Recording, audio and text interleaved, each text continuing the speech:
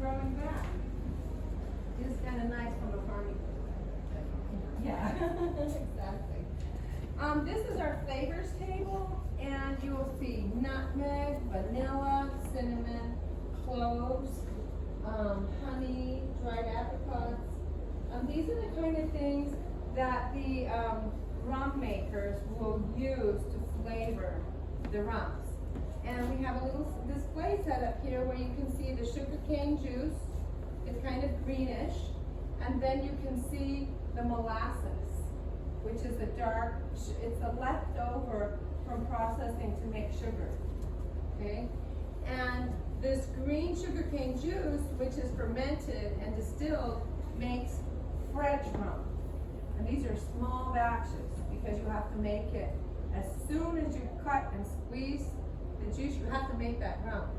Whereas this molasses rum, you have a factory that can be on 24/7, and you can get the molasses from anywhere. You can buy it from Africa, from Costa Rica, from the south, wherever you want to grow it or buy it from. And you can make the rum at any time with molasses. It has a different flavor.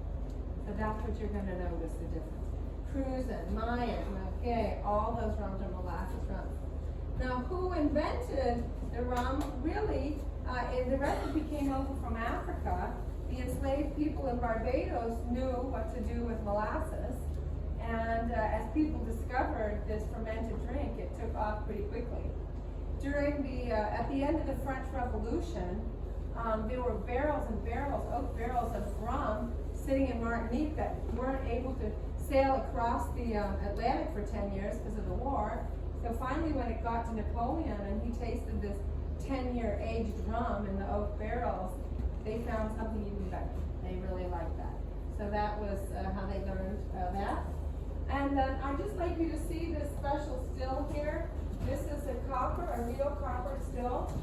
And as you can see from this production process, or you can come along a little bit more, you'll see that first they crush the sugar cane, and within 8 hours of harvesting, they have to, within 8 to 24 hours, they have to crush it.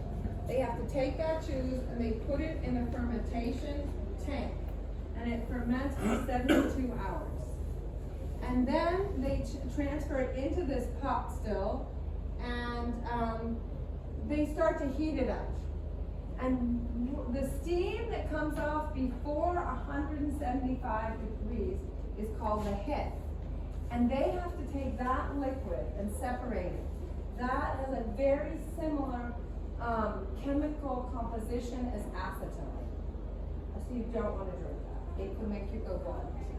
Then once it's over 175 degrees, that's the heart, and that's what you keep for your rum. When it goes over 211, which is the boiling point of water, then the water starts to evaporate and it'll dilute the rum. So that's the tail. You can put the tail back in, and then but the head you remove, the heart you drink, and the tail you put back in, and you just keep doing that cycle, and that's how you make the rum. They have contraptions at the top where you can put spices and herbs, where through the distilling process it picks up flavors and smells, and people are very skilled at those recipes. And then they can also take the rum and they can add macerated guavas, coconut, and this company really uses, they don't use food coloring or flavoring, they use the real fruit that's macerated, they soak it for several months, they add a little more sugarcane juice, and you'll see what the results are. It's really beautiful. Okay? So that's our rum story and the sugarcane story, and now there's a little St. Thomas history here.